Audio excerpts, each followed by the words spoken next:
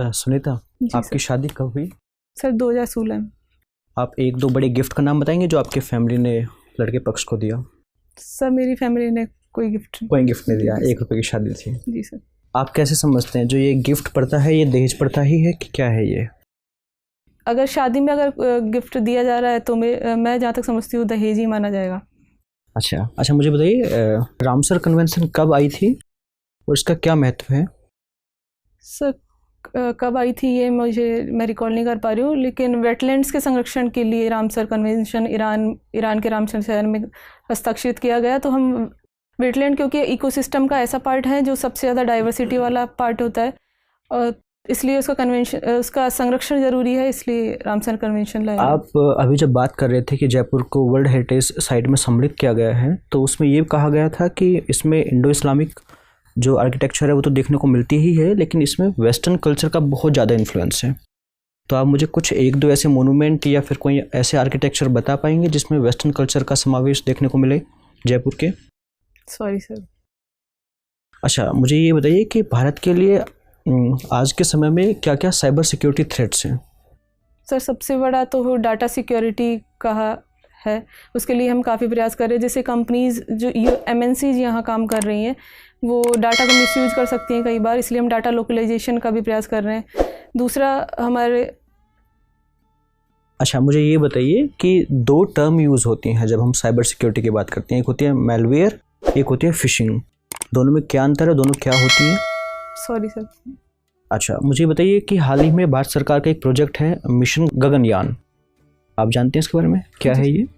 जी sir, इसके तहत हम प्रयास कर रहे हैं कि भारत के कुछ नागरिकों को हम इसरो का प्रयास है कि हम अंतरिक्ष में मानव को लेकर जाएं। आपको पता है इसका बजट क्या है?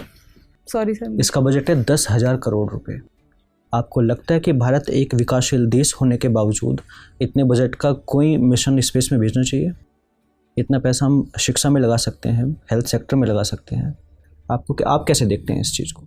सर इस चीज़ को मैं इस तरीके से देखना चाहूँगी कि शिक्षा और हेल्थ पर हम खर्च कर रहे हैं, लेकिन जब हम एक वैश्वीकरण की बात करते हैं और हम एक मल्टीपोलर वर्ल्ड की बात करते हैं, तो इंडिया को अपना स्टैंड वहाँ मजबूत करने के लिए अंतरिक्ष और अनुसंधान में भी ध्यान देने की आवश्यकता है। मुझे ये बताइए कि मिशन गगनयान के जरिए हमने अंतरिक्ष में मानव को भेज दिया, उससे क्या फ़ायदा है, मुझे ये बताइए।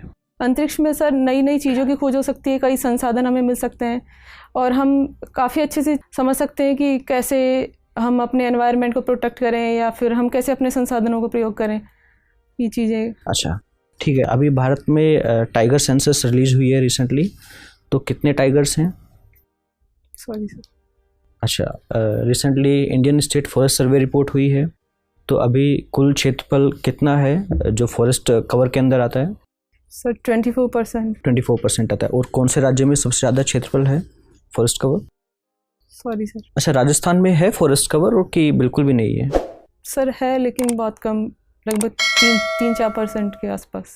अच्छा, हाल ही में सरकार ने जो राजस्थान में डेजर्टिफिकेशन काफ़ी है थार, तो उसको रोकने के लिए एक अभी ग्रेट ग्रीन वॉल के नाम से एक परियोजना शुरू की है, आप उसके बारे में पता है? सर ये पोरबंदर से शुरू होकर पानीपत तक जाएगी, ये क्या है बताइए? सर इसमें हम 5 किलोमीटर के विड्थ में वृक्षारोपण करेंगे ताकि डेजर्ट को आगे बढ़ने से रोका जा सके। अच्छा, मेरा लास्ट क्वेश्चन है, क्या आपको पता है कि डीएम के पास भी कुछ पुलिस पावर्स होती हैं? मैं बताता हूँ आपको, ठीक है? आपका एप्टीट्यूड नहीं है, बट अगर कहीं किसी ज़िले में दंगा हो रहा है और आप डीएम है तो आप कैसे डील करेंगे? आप फ़ोन नहीं उठाएंगे क्योंकि ये तो दंगे वाली सिचुएशन का तो एप्टीट्यूड है ही नहीं आपका। सर ऐसा नहीं है कि मैं सिचुएशन हैंडल नहीं कर सकती, लेकिन क्योंकि IPS का पुलिस में अगर मतलब दिन में एक बार आप ऐसी सिचुएशन को डील कर सकते हैं, बट 24 घंटे ऐसी सिचुएशन डील नहीं करेंगे। अब घबराइए मत, खुल के बोलिए अपनी बात। मतलब आप ये कह सकती हैं कि हाँ कभी कभी मैं डील कर सकती हूँ, लेकिन 24 घंटे नहीं कर सकती हूँ, इसमें क्या दिक्कत है? इनकम टैक्स डिपार्टमेंट की हिरार्की क्या होती है जरा मुझे, जैसे अब इंस्पेक्टर हैं, वहाँ से ऊपर कौन कौन से पद हैं जरा क्रम में बताइए। उसके बाद ITO बनते हैं, then ACIT, DCIT, joint CIT, additional CIT, CIT, principal CIT, CCIT, principal CCIT और CCIT क्या मतलब हुआ? Chief commissioner of income tax. उसके बाद principal CCIT, principal chief commissioner of income और tax. CBDT member. CBDT member तो वही होता होगा ना?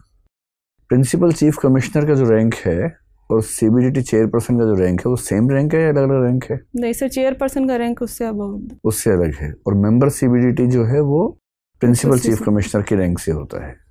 ठीक है, तो आप कितने साल में, जैसे ACIT से CBDT चेयरपर्सन, ये कितने साल की यात्रा है लगभग?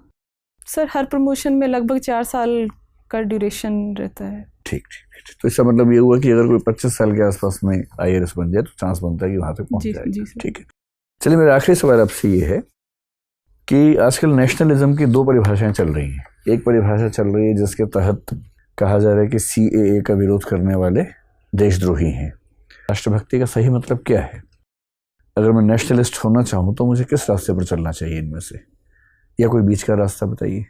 सर राष्ट्रभक्ति की अगर हम जैसे CAA से मुद्दे से जोड़ कर देख रहे हैं तो परिभाषा काफ़ी संकीर्ण होगी। राष्ट्रभक्ति का मतलब है कि हम अपना 100% दें, हम राष्ट्र के लिए जो योगदान कर सकते हैं उसमें। तो अगर स्कूलिंग और हेल्थ पर हम ध्यान दे रहे हैं तो मुझे लगता है कि वो ज़्यादा राष्ट्रभक्त है, बजाय CAA पर हम विरोध करें या फिर उस पर मुद्दे को उछालें या फिर फालतू बिना, जिनका कोई महत्व नहीं है, महत्व इतना ज़्यादा नहीं है जो बदलाव ला सके उन मुद्दों पर बहस के। ठीक है सुनीता, आपसे बात करके बहुत अच्छा लगा। कुछ आप पूछना चाहेंगी हमसे? अब जाने की जल्दी में लग रही है, आपको लग रहा है कि बचूं किसी तरह से। ठीक है सुनीता, आप जा सकती हैं। धन्यवाद। आपको साड़ी पहनने की प्रैक्टिस है? बहुत ज़्यादा नहीं है। हाँ पर हाँ। तो एक ऑब्जर्वेशन ये भी है कि बहुत कंफर्टेबल है नहीं शायद, तो तरीका वो ये कि 3-4 दिन अभ्यास कर लीजिए इसका, ताकि आप जब जाए ना तो वहाँ दिक्कत ना हो। आपकी ड्रेसिंग सेंस बहुत बढ़िया है, बैठने का तरीका एकदम परफेक्ट है, कहीं कोई दिक्कत नहीं है। एक्सप्रेशन भी आपका अच्छा है, जैसे वॉइस आपकी बढ़िया है। बस थोड़ा सा वॉइस का लेवल कहीं कहीं थोड़ा ऊंचा रहेगा ना तो उससे कॉन्फिडेंस ज़्यादा महसूस होगा, तो थोड़ी सी आवाज़ ऊंची रखें तो बेहतर है। सर मेरा मतलब ऐसा है कि बहुत ज़्यादा मुझे स्टेज या फिर इसकी प्रैक्टिस नहीं है, तो मैं उससे इंटरव्यू में मैं मतलब जो आ रहा है वो भी भूल जा रही हूँ, अनकंफर्टेबल हो जाती हूँ। आप इतना अच्छा बोल रही हैं, कोई दिक्कत है ही नहीं उसमें, है ना? उसकी कोई ज़रूरत नहीं स्टेज पे जाने की। ठीक है, अब बस थोड़ा सा आवाज़ हल्की सी ऊँची कर लेंगे तो थोड़ा ठीक रहेगा। आई कॉन्टेक्ट शानदार है। सॉरी आपने कई बार बोला, लेकिन सॉरी बोलने का तरीका अच्छा है आपका, तो वो चुभने वाला सॉरी नहीं है। मतलब भाव आता है कि अच्छा माफ़ कर देते, कोई बात नहीं, क्योंकि सॉरी बोलने का तरीका विनम्र है। जो दिक्कत ज़्यादा आ रही है, एक तो नॉलेज थोड़ी कम है।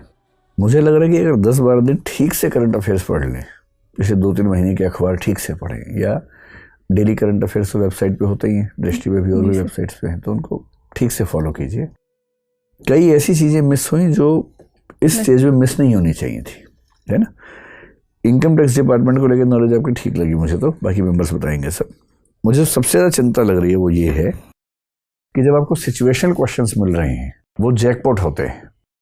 उसमें आपने अगर बढ़िया जवाब दिया कॉन्फिडेंस से भर के, तो वो जैकपॉट है। आप ऐसा लग रहा है कि जैसे बैक फुट पर खेल रही हैं, किसी तरह से क्वेश्चन निकल जाए, मैं इससे टकराऊँ नहीं। जैसे मैंने शुरू में पूछा आपसे कि महारानी कॉलेज का नाम कैसा है, आपने क्या आंसर दिया मैटर नहीं करता, लेकिन एक्सटेंड लेंगे ना फर्म तो अच्छा रहेगा। जैसे आप कह सकती हैं, यहाँ सर मैं उस कॉलेज से पढ़ी, उसके नाम से लगाव है मुझे, कभी सोचा नहीं, पर मुझे भी लगता है कि हाँ डेमोक्रेसी है तो बेहतर होगा कि नाम कुछ और हो, और नहीं तो ठीक है, लेकिन कोई नाम चेंज हो तो अच्छा रहेगा। बेशक आप ये कहें, लेकिन जो कहें थोड़ा सा फर्म। जैसे अरावली पे मैडम ने पूछा कि अरावली में ऐसा हो रहा है, सुप्रीम कोर्ट का जजमेंट है, उसके बाद भी हो रहा है, क्या लगता है क्यों हो रहा होगा? अब क्या लगता है वाले में फैक्ट्स नहीं चाहिए हमें, आपको बताना चाहिए कि मैडम इसमें मिली भगत होनी चाहिए, इसमें जो ठेकेदार है, माफिया हैं, उनका, सरकार के जो अधिकारी हैं उनके मिली भगत है, इसलिए ऐसा होता है, और ऐसे में चिंता की बात है। तो ये क्वेश्चन जो फैक्ट बेस्ड नहीं है, उस पर सॉरी बोल देना, ये ना अपराध जैसा होता है, क्राइम जैसा होता है। फिर मैंने हस्बैंड वाला सवाल पूछा तो आपने ठीक हैंडल कर लिया, पर थोड़ा सा और स्मार्ट जवाब मैं चाह रहा था। ना आप कह सकते हैं कि हमारी अंडरस्टैंडिंग अच्छी है, हमने इस बारे में खूब बात की है, मैं भी तैयारी कर रही हूँ, वो भी तैयारी कर रही है, और हमारी ऐसी समझ है कि पद ऑफिस की चीज़ है, घर की चीज़ नहीं है, और हम बहुत सहज हैं। थोड़ा सा लंबा जवाब, थोड़ा सा और अच्छा जवाब। CAA से इंटरनेशनल रिलेशंस हमारे कैसे होंगे, छवि कैसी होगी, इस पर सॉरी बोलना तो बहुत बुरी बात है। अब बोलिए सर, CAA आने से कुछ मुस्लिम कंट्रीज हो सकता है कि हमसे नाराज़ हो, जैसे तुर्की नाराज़ हो सकता है, पाकिस्तान नाराज़ हो सकता है, लेकिन बाकी देशों में क्योंकि अंततः अंतर्राष्ट्रीय राजनीति में हित काम आते हैं, तो कोई भी देश हमारे साथ वही व्यवहार करेगा जो उसके हित के अनुकूल होगा। अब मलेशिया और टर्की के बेस पर तो हम फॉरेन पॉलिसी बनाएंगे नहीं, बेशक आप विरोध भी करें इसका, पर जवाब नहीं देना जो है ना वो गुनाह है, गुनाह। ताज़ीरात हिंद लग जाती है इस पर, ठीक है। बाकी मैं जनरली बहुत सेटिस्फाइड हूँ क्योंकि आप बहुत बढ़िया तरीके से बात कर रही हैं, कोई खास चिंता वाली बात नहीं है। पर्दे पर स्टैंड बड़ा अच्छा लिया आपने। इन्होंने पूछा पर्दा होना चाहिए या नहीं, तो मुझे लग रहा था कि आप बोलेंगे कोई पहना तो पहन ले, में क्या दिक्कत है, पर आपने सीधे बोला कि नहीं वो गलत है। ऐसे स्टैंड चाहिए, रीढ़ की हड्डी वाले लोग चाहिए सिविल सेवाओं में, ठीक है जी सर।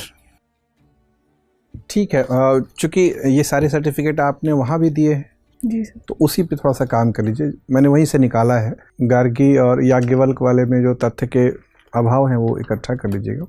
चूँकि आप एग्जाम्पशन डिपार्टमेंट से जुड़ी हुई हैं तो, और ये बड़ा हॉट इशू है कि कौन कौन से एग्जाम्पशन जा रहे हैं या डिडक्शंस, एग्जाम्पशन डिडक्शन में फ़र्क क्या होता है, ये तकनीकी तौर पर भी ध्यान दीजिएगा, वो आपको पता ही होगा। तो बाकी ठीक है, मध्यकालीन वाला तो हो सकता है वो पूछेंगे, वक्त है, आप थोड़ा रिवाइज़ कर लीजिएगा। सुनीता जी सर, आपको थोड़ा सा IR वगैरह ब्रशअप करने की ज़रूरत है, तो पिछले कुछ 1-2 महीने के जो IR में इंपॉर्टेंट न्यूज़ इवेंट्स रहे हैं उनको आप ढंग से रिवाइज़ कर लीजिएगा। और एक चीज़, जैसे मैंने आपसे मलेशिया के बारे में पूछा था कि भारत मलेशिया में तनाव किस लिए है, तो आपने मुझे उसका एक कॉन्सिक्वेंस बताया कि पाम ऑयल, जो भारत सबसे बड़ा इम्पोर्टर है पाम ऑयल का और मलेशिया सबसे बड़ा प्रोड्यूसर है, उसके बाद इंडोनेशिया आता है। तो इस तरीके के तथ्य अगर आपके पास रहेंगे तो मतलब आप बेहतर जवाब दे पाएंगे, क्योंकि आपने अपने हॉबी दी हुई है स्क्रैप को आप से डेकोरेटिव आइटम बनाते हैं, तो रॉक गार्डन तो बहुत ही फेमस है। तो ऐसी चीज़ें मतलब बोर्ड आपसे अपेक्षा करेगा कि आपकी इस बारे में जानकारी हो। तो जो भी आपने नाम उनका नेकचंद नाम के एक आदमी थे, उन्होंने बनाया था। तो बाकी आपका मेरे ख्याल से मुझे बाकी चीज़ें सही लगी। आप कहीं कहीं बहुत एब्रप्टली स्टॉप कर जाती हैं कि जैसे आप आंसर दे रही हैं लेकिन आप स्टॉप कर कह रही हूँ, मैं थोड़ा सा अनकंफर्टेबल हो जाती हूँ और फिर ऐसा लगता है कि यार अब कुछ नहीं हो रहा। डरना, देखिए इंटरव्यू में वही मेरे साथ हो रहा है। कई बार क्या होता है कि शुरू के 5 मिनट बड़े मुश्किल निकलते हैं और फिर लगता है ख़त्म सब। इंटरव्यू में सबसे ज़्यादा मैटर करते हैं आखिरी 5 मिनट, शुरू वाला तो याद भी नहीं रहता मेंबर्स को, इसलिए कितना भी ख़राब हो उसके बाद का संभाल लीजिए, आखिरी 5 मिनट सब पाप धो देंगे आपके। जी सर, डरना नहीं एकदम, काम करना। ठीक है, तो बस आप अपने आंसर को अच्छे से फॉर्मुलेट करिए और उसको मतलब कंप्लीट करिए, एब्रप्टली स्टॉप मत करिए। सुनीता, मैं आपके सारे जो भी मैं ओपिनियन आपके जानना चाह रही हूँ उससे मैं संतुष्ट थी, मतलब जितना भी ओपिनियन बेस था। अपने शहर के बारे में पढ़ लीजिए, इम्पॉर्टेंट है, यूनेस्को लिस्ट में किस कैटेगरी में है और घूंघट हटाओ कैंपेन किस वजह से चल रहा है। आपने वो बताया सही कैंपेन, पर वो इलेक्टोरल उसके लिए था, रजिस्ट्रेशन और वोटिंग के लिए, ठीक है। तो अपने शहर के बारे में आपके पास पूरी जानकारी होनी चाहिए।